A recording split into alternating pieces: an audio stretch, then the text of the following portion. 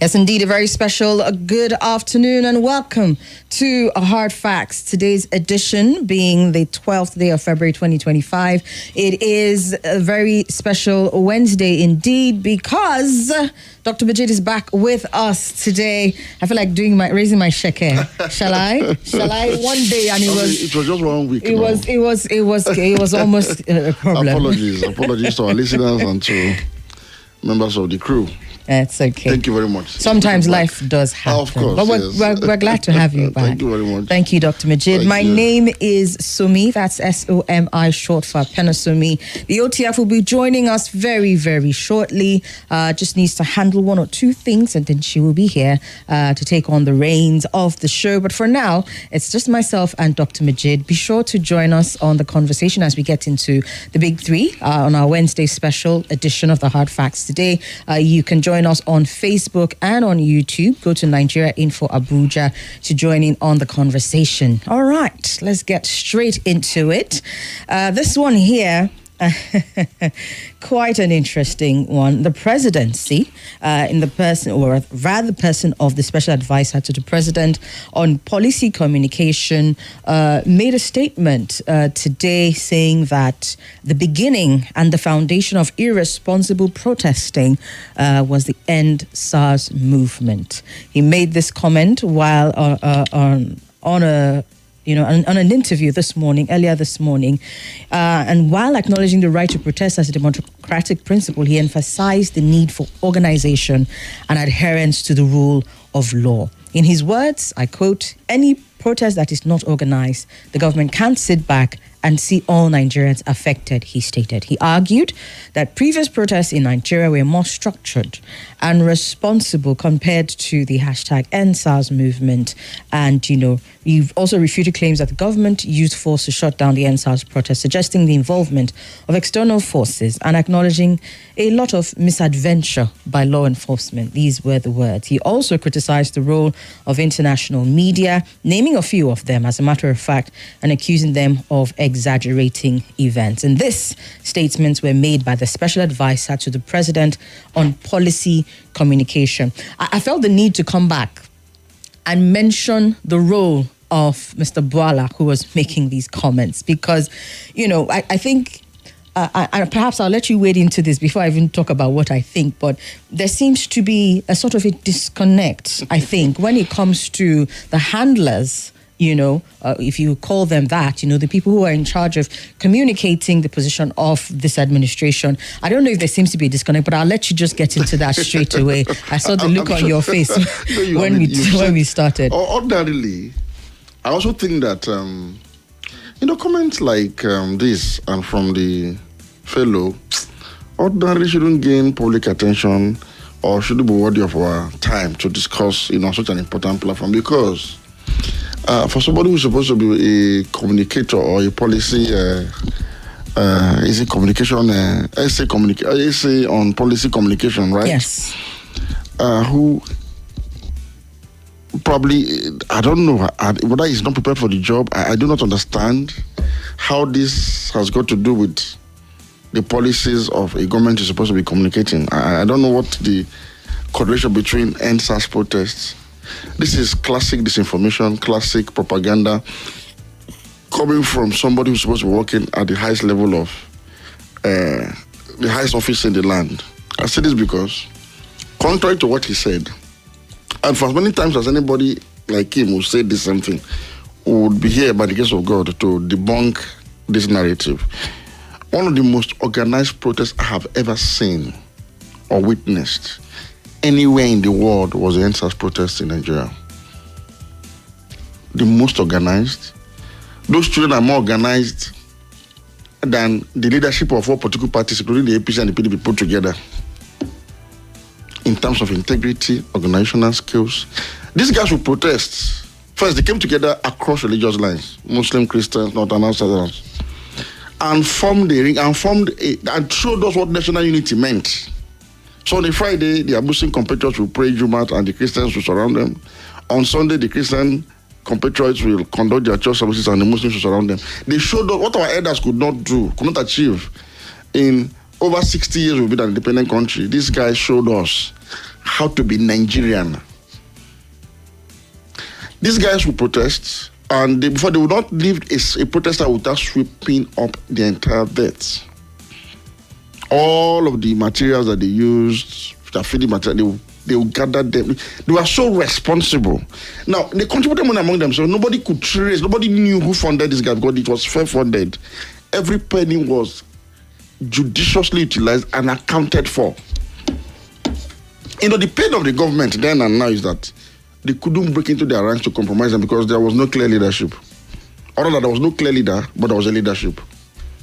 You are looking for a leader, somebody that was leading them, that they could compromise.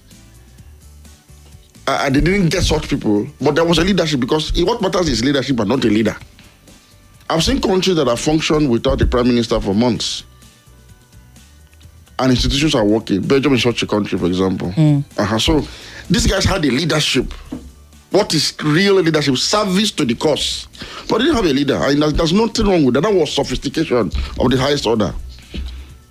And it achieved a resounding success when the government itself dismantled the SARS department in the Nigerian police force and pledged a lot of reforms and got the government to buckle up. In fact, to prevent a reoccurrence of End SARS became a talking point on why governance needs to improve in Nigeria. Those children are heroes forever. Forever. Nigeria owed them a debt of gratitude for what they did. And the effect of that was what we saw in the 2023 election. When that level of organizational skills was now brought in by the obedient movement, which helped to consolidate our democracy. You don't have to like Peter Obi as a person. You don't have to like Labour Party. You don't have to like those that voted for him. But they displayed something too. They came together without financial inducement, self-organizing, self-funding, self-tasking, resilient, and they took Lagos, they took Abuja. They took Delta, which was the home of the running mate or the PDP candidate then. They came third in Kaduna State.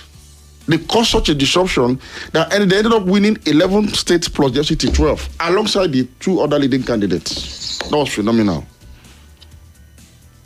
So for a presidential aide to wake up just suddenly and start talking about End SARS means he doesn't have, I don't think he has his brief well cut out for him.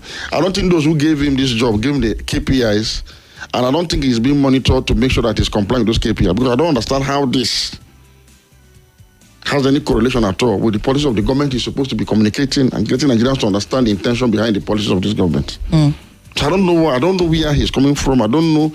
Sometimes maybe when people like I do really, they begin to just, because you must talk. So to just be relevant and be in the media by way of talking, you just come up with anything you like and just put it out there. But doesn't it present a source of concern, being that, because we're seeing some of these things, not just with the likes of Mr. Bwala, but a number of other, again, like I use the word handlers when it comes to, communicating, for the presidency and all of that. There seems to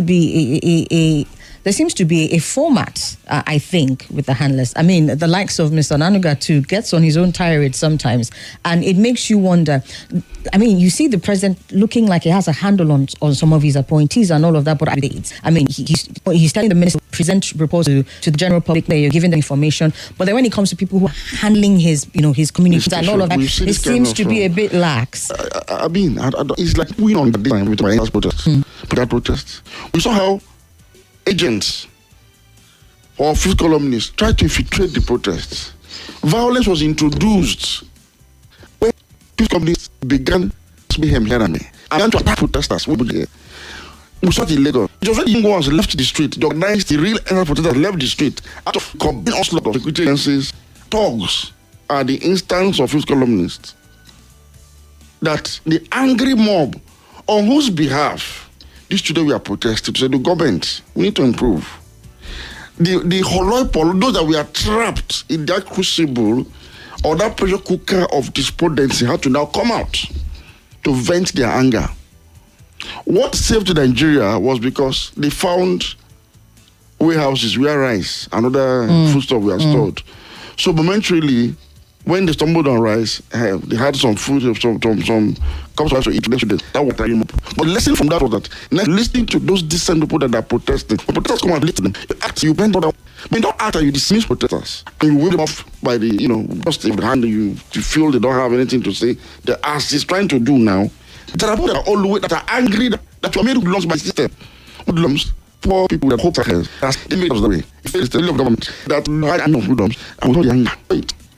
So as a policy, I'm forever grateful to those young men that came out to protest against police brutality and bad governance. It's part of our democratic journey. That was an epoch-making event that's redefined our democracy.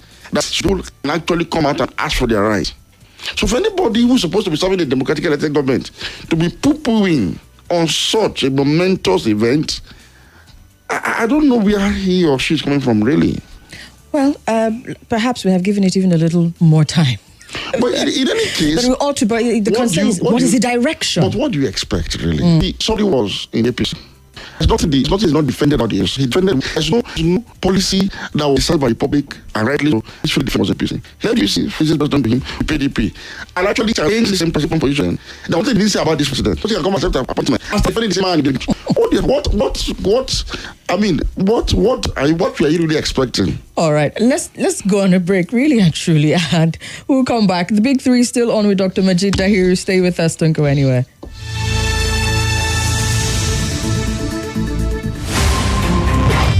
Chai, my head oh. Oga landlord, why you dey shake like ceiling fan? Eh? My village people don't come again oh. This one with your body hot so. You don't do test? Yes, see result oh. Oga landlord, no be your village people oh. Na malaria, you need Luta. Luta na better medicine wey dey knack down malaria. Oya see am, take am. Hey, thank you Oga Luta. I don't dey kampe. Luta, brand of Artemata and Lumefantrine, is another quality product from Hovid, marketed by Pharmatex Nigeria Limited. If symptoms persist after 3 days, see your doctor. Everybody say thanks, Luta. Malaria's in big trouble. Welcome back to your number one talk, news, and sports station. This is Nigeria Info.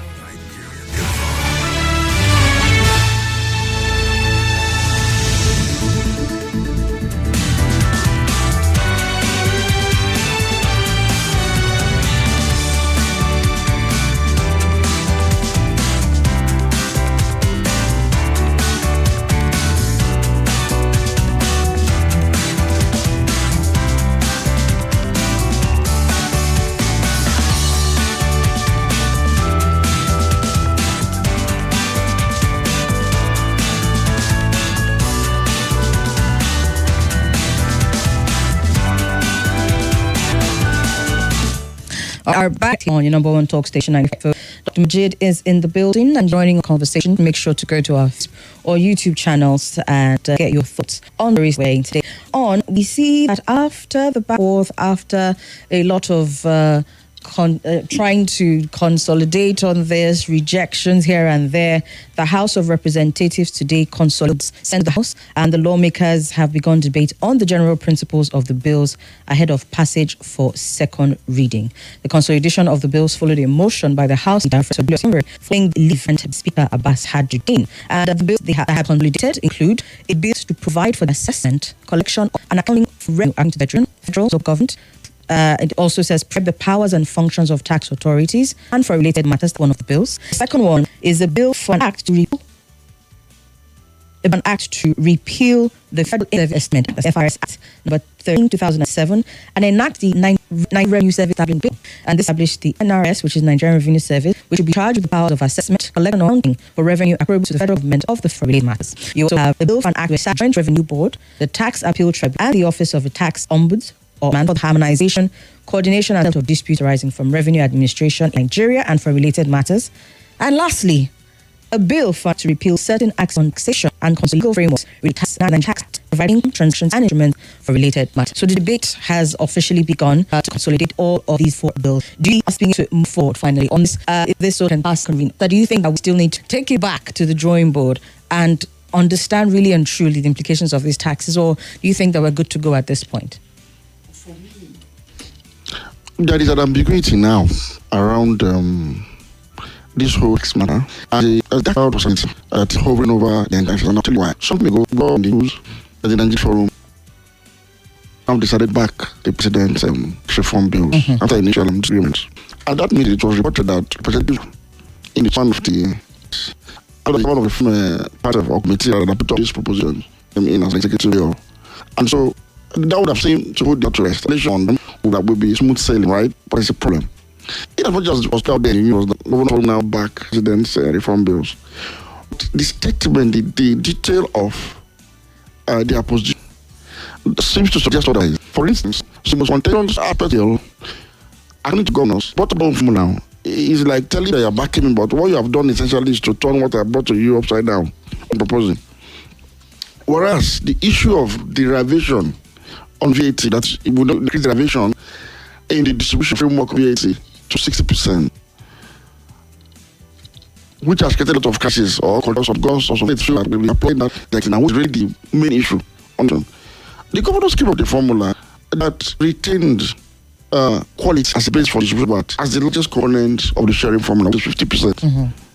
And merely raised the base to tipping, that was left at 20%. Yeah. So this is what they propose. The bill before the National Assembly is at variance with what the governors came up with, and that they harmonize and they tax from bills. So if this is this, I expected that the president would have withdrawn the bill to reflect this harmonized version. If indeed there was any harmony at that meeting, that is, if the governor, the president had agreed on governors, would have expected them to draw it, send an amendment, or send an amendment to the basis, reflect those changes. Because I don't have the ability to make that position to most of the National Assembly to effect change. If you ask me, if you reduce the derivation back to 30%, I think it was 20 before, you're making 30% now.